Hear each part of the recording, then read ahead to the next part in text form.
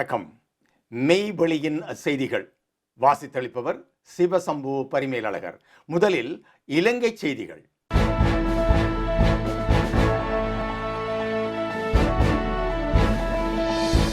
வலிந்து காணாமல் ஆக்கப்பட்டோர் தொடர்பான ஐநா குழு அமர்வில் இலங்கை நிலைமை வெள்ளிக்கிழமை முழுநாள் ஆய்வு. வலிந்து காணாமல் ஆக்கப்பட்டோர் தொடர்பான ஐக்கிய நாடுகள் குழுவின் 29வது அமர்வில் நாளை மறுதினம் வெள்ளிக்கிழமை இலங்கை நிலைமை தொடர்பில் ஆராயப்பட உள்ளது. ஜெனீவாவில் நேற்று முன்தினம் ஆரம்பமாகிய இந்த அமர்வு எதிர்வரும் அக்டோபர் 2ஆம் தேதி வரை நடைபெறுகின்றது.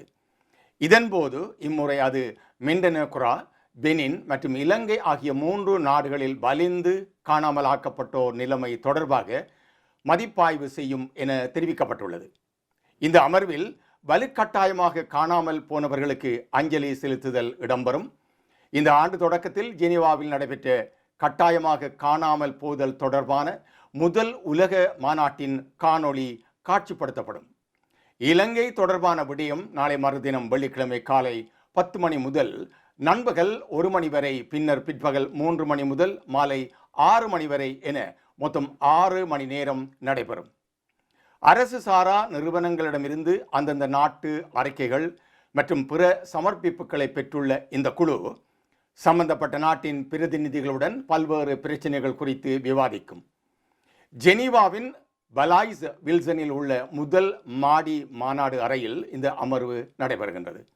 அனைத்து பொதுக்கூட்டங்களும் அங்கீகாரம் பெற்ற பத்திரிகையாளர்களுக்கும் ஐக்கிய நாடுகள் வலை தொலைக்காட்சியிலும் நேரடி ஒளிபரப்புக்கும் திறந்திருக்கும் என்று தெரிவிக்கப்படுகின்றது.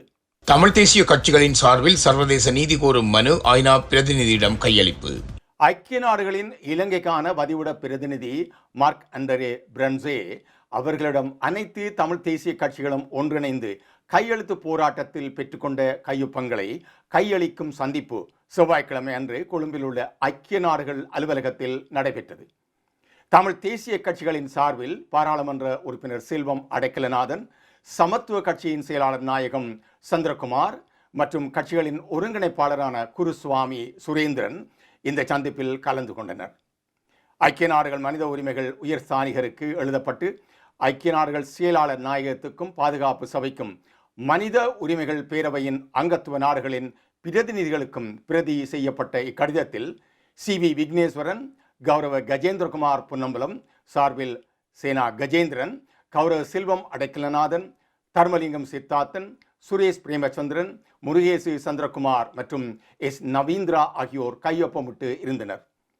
காலம் காலமாக தமிழ் மக்களுக்கு இழைக்கப்பட்ட குற்றங்களுக்கான நீதியை விரைந்து நிலைநாட்டவும், பிரதானமாக செம்மணி உட்பட எமது வடக்கு கிழக்கு தாயகத்தில் அடையாளப்படுத்தப்படும் மனித புதைகுழிகளில் தொடர்ந்தும் அகழ்வு பணிகளை முன்னெடுக்கவும், கண்டெடுக்கப்படும் ஆதாரங்களை உறுதிப்படுத்தவும் சர்வதேச மேற்பார்வையுடன் கூடிய ஆலோசனை, தொழில்நுட்பம், நிதி, பாதுகாப்பு என பல கோரிக்கைகள் இக்கடிதத்தில் உள்ளடங்கியிருந்தன.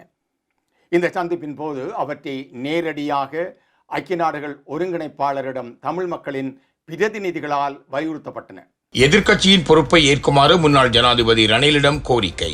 தற்போதைய அரசியல் சூழ்நிலையை கருத்தில் கொண்டு எதிர்க்கட்சியின் பொறுப்பை ஏற்று எதிர்கால அரசியல் நடவடிக்கைகளை மேற்கொள்ளுமாறு எதிர்க்கட்சி அரசியல் கட்சிகளிடமிருந்து முன்னாள் ஜனாதிபதி ரணில் விக்ரமசிங்கவிற்கு சமீபத்தில் அழைப்புகள் விடுக்கப்பட்டதாக தகவல் ஒன்று கசிந்துள்ளது. அதன்படி முன்னாள் ஜனாதிபதி இந்த விஷயத்தில் கவனம் செலுத்தியுள்ளார். மேலும் 1000 அரசியல் கூட்டங்களை நடத்தும் திட்டம் குறித்து முன்னாள் ஜனாதிபதி தனது கருத்துக்களை தெரிவித்துள்ளார். இருப்பினும் அவரது உடல்நிலை மற்றும் எதிர்கால அரசியல் நடவடிக்கைகள் காரணமாக அவர் வெளிநாடு செல்ல தயாராகி வருவதாக தெரிவிக்கப்படுகின்றது.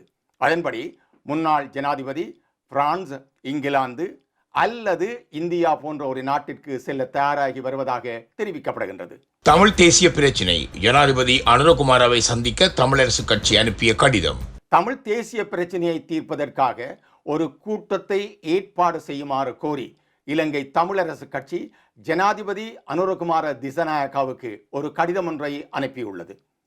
தமிழரசு கட்சியால் ஜனாதிபதிக்கு அனுப்பப்பட்ட கடிதத்தில் தமிழ் தேசிய பிரச்சனையை தீர்ப்பதற்காக ஜனாதிபதி தனது தேர்தல் அறிக்கையில் உறுதியளித்திருந்தாலும் அது தொடர்பான எந்த நடவடிக்கையும் இதுவரை எடுக்கப்படவில்லை. முதன்மையான தமிழ் அரசியல் கட்சியாக இந்த விவகாரத்தை தீர்க்க அரசாங்கத்துடன் கலந்துரையாடல்களில் ஈடுபட தயாராக இருப்பதாகவும் கூட்டத்திற்கு ஜனாதிபதி ஒரு நேரத்தை ஒதுக்க வேண்டும் என்றும் தமிழரசு கட்சி கோரியுள்ளது. பருத்தித்துறையை வந்தடைந்த தியாக தீபத்தின் ஊர்தி பட்டாசு கொளுத்திய இளைஞனை கைது செய்த போலீசார்.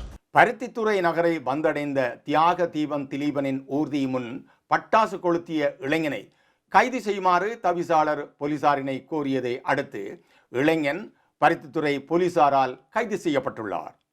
தியாக தீபனின் நினைவேந்தல் நிகழ்வுகள் முன்னெடுக்கப்பட்டு வரும் நிலையில் திலீபன் வழியில் வருகின்றோம் என்று ஊர்தி பவனி ஒன்று முன்னெடுக்கப்பட்டுள்ளது.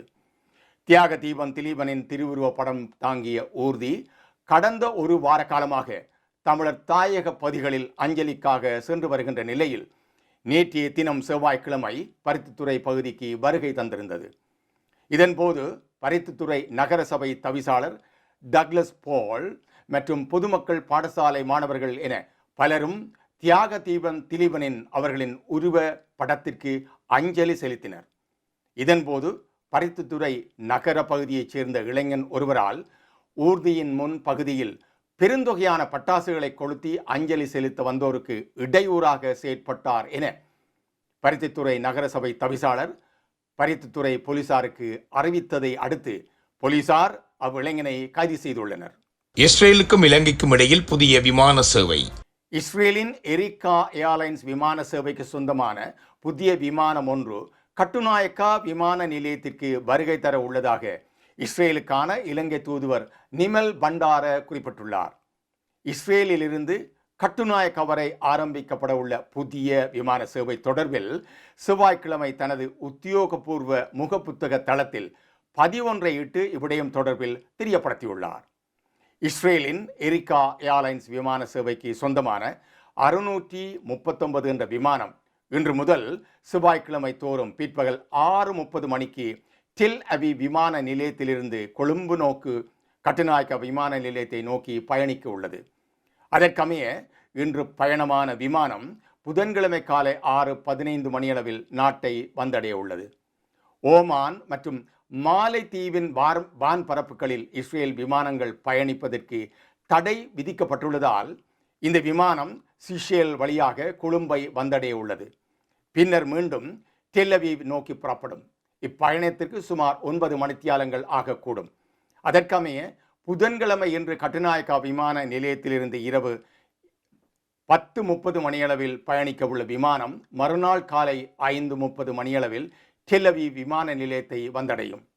இஸ்ரேல் சுற்றுலா பயணிகள் நாட்டிற்கு வருகை தருவதை பிரதான நோக்கமாக கொண்டு மேற்படி விமான சேவை வாரத்திற்கு ஒரு முறை செயல்பட உள்ளது என்று தெரிவித்துள்ளார்.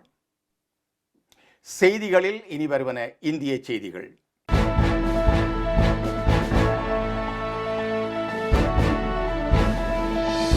பாஜக கூட்டணியில் மீண்டும் இணைய டிடிவி தினகரனுக்கு அழைப்பு விடுத்ததாக அண்ணாமலை அறிவிப்பு. பாஜக கூட்டணியில் மீண்டும் இணைய வேண்டும் என அம்மா மக்கள் முன்னேற்ற கழக பொதுச் செயலாளர் டிடிவி தினகரனை வலியுறுத்தியதாக தமிழக பாஜக முன்னாள் தலைவர் அண்ணாமலை தெரிவித்துள்ளார். மறைந்த நடிகர் எம்.ஆர். ராதாவின் மனைவி கீதா ராதா காலமானதை ஒட்டி சென்னையில் உள்ள அவரது இல்லத்தில் நடிகரும் பாஜக நிர்வாகியுமான சரத்குமார், ராதிகா சரத்குமார் ஆகியோரிடம் அண்ணாமலை ஆறுதல் தெரிவித்திருந்தார். பின்னர் செய்தியாளர்களிடம் அவர் கூறியதாவது: தமிழகத்தின் அரசியல் களம் குறித்து அம்மா மக்கள் முன்னேற்ற கழக பொதுச் செயலாளர் டிடிவி தினகரனிடம் பேசினேன். திமுக கூட்டணியை வீழ்த்த தேசிய ஜனநாயக கூட்டணியால் மட்டுமே முடியும். எனவே என்டிஏ கூட்டணியில் மீண்டும் இணைய வேண்டும் என அவரிடம் வலியுறுத்தியுள்ளேன். முன்னாள் முதல்வர் ஓ பன்னீர்செல்வம் உள்ளிட்ட பலரையும் சந்திக்க உள்ளேன். அவரின் சுற்றுப்பயணம் முடிந்தவுடன் சந்திப்பேன். கேரளாவில் சபரிமலை ஐயப்பன் கோயிலுக்கு கடந்த 3 ஆண்டுகளில் 1100 கோடி நன்கொடை வந்திருக்கும் நிலையில் 50 ஆண்டுகளுக்கு ரூபாய் 1000 கோடி ஒதுக்கியிருப்பதாக கேரள அரசு கூறுகின்றது. இது கொள்ளையடிப்பதற்கு சமம்தானே?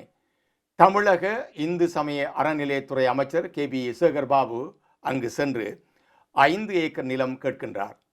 இங்கு ஆக்கிரமிக்கப்பட்ட 1.25 லட்சம் ஏக்கரை முதலில் மீட்கட்டும்.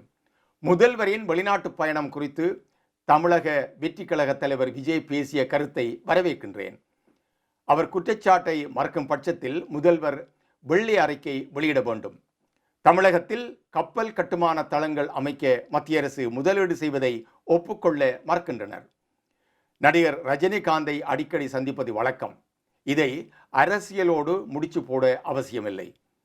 தனி கட்சி தொடங்கினால் சொல்கின்றேன், இவ்வாறு அவர் தெரிவித்துள்ளார். இதனிடையே சென்னையிலிருந்து நேற்று விமானம் மூலம் இலங்கைக்கு அண்ணாமலை புறப்பட்டு சென்றுள்ளார். அவரது குடும்பத்தினர் முன்பே இலங்கைக்கு சென்ற நிலையில் ஒரு வார கால ஓய்வுக்கு பின்னர் அவர் சென்னை திரும்புவார் என பாஜக வட்டாரங்கள் தெரிவித்தன. அண்ணனாக தம்பி விஜய்க்கு அறிவுரை சொன்ன சீமான். நாம் தமிழர் கட்சி ஒருங்கிணைப்பாளர் சீமான் இன்று சென்னையில் செய்தியாளர்களை சந்தித்து தமிழக வெற்றிக் கழகம் மற்றும் ஜிஎஸ்டி குறித்து பல விடயங்களை பேசியுள்ளார். செய்தியாளர் ஒருவர் விஜய் கட்சியை சேர்ந்தவர்கள் உங்களை கடுமையாக விமர்சனம் செய்கின்றார்கள், இதை பார்த்தால் உங்களுக்கு என்ன தோன்றுகின்றது என கேள்வி எழுப்பியுள்ளார். அந்த கேள்விக்கு பதிலளித்த சீமான், அவர்கள் விமர்சனம் செய்வதை பார்த்து ரசித்து சிரிக்க வேண்டும் என்றார். சின்ன பிள்ளைகள் பக்குவப்பட வேண்டும். பொது வழியில் விமர்சனங்களுக்கு பதில் கொடுத்துத்தான் ஆக வேண்டும். விமர்சனங்களை தாண்டித்தான் இங்கே நின்று கொண்டிருக்கின்றோம். என்னுடைய தம்பி விஜயிடம் நான் கேட்கின்றேன், பாஜக உங்கள் கொள்கை எதிரி, திமுக என் அரசியல் எதிரி என்று சொல்கின்றார். இது இரண்டுக்கும் வேறுபாடு என்ன என்று கேட்டால் அதை சொல்ல வேண்டும். அதை விட்டுவிட்டு விமர்சிக்கிறீர்கள் என்று சொல்லக்கூடாது. வாத்தியார் ஒரு கேள்வி கேட்டால் அதற்கு பதில் சொல்ல வேண்டும். பாஜக உங்கள் கொள்கை எதிரி என்றால் 24 தேர்தலில் போட்டியிட்டு அதனை வீழ்த்த ஏன் வராதது ஏன்? அதேபோல் பாஜக எதிரி என்றால் காங்கிரஸ் உங்களுடைய நண்பனா? பாஜக மற்றும் காங்கிரஸ் இரண்டுக்கும் இடையே ஒரே ஒரு கொள்கை வேறுபாடு மட்டும் காட்டுங்கள்.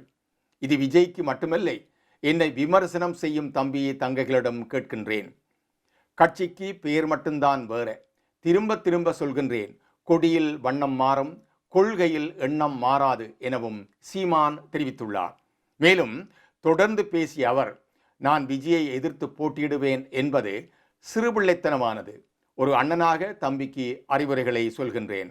இப்போது சரி செய்து கொள்ளவில்லை என்றால் வேறு அரசியல் கட்சிகள் எடுத்து சொல்லுவார்கள் எனவும் சீமான் மேலும் தெரிவித்துள்ளார். செய்திகளில் தொடர்பான உலகச் செய்திகள்.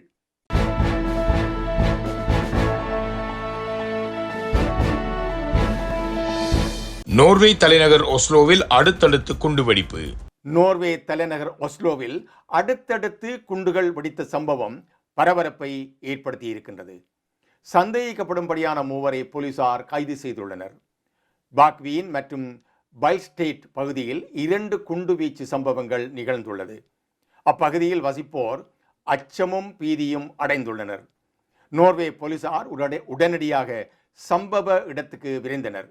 அந்த பகுதியை சுற்றி வளைத்த அவர்கள் தேடுதல் வேட்டையை நடத்தினர். அப்போது அங்கு வெடிக்காமல் இருந்த கையெறி குண்டு ஒன்றை கண்டுபிடித்து செயலிழக்க செய்துள்ளனர். அங்கு சுற்றி திரிந்த சந்தேக நபர்கள் மூவரை கைது செய்து விசாரணைக்கு அழைத்துச் சென்றுள்ளனர். குண்டுவெடிப்பு சம்பவம் குறித்து ஒஸ்லோ போலீஸ் தலைவர் பிரையன் ஸ்காட்ஸ் கூறிய போது, மத்திய ஒஸ்லோ பகுதியில் குண்டு வெடித்துள்ளது. தேடுதல் வேட்டையின் போது சந்தேகத்தின் பேரில் 3 பேரை கைது செய்திருக்கின்றோம். அவர்களுடன் தொடர்புடைய மற்றவர்களையும் தேடி வருகின்றோம் என தெரிவித்துள்ளார்.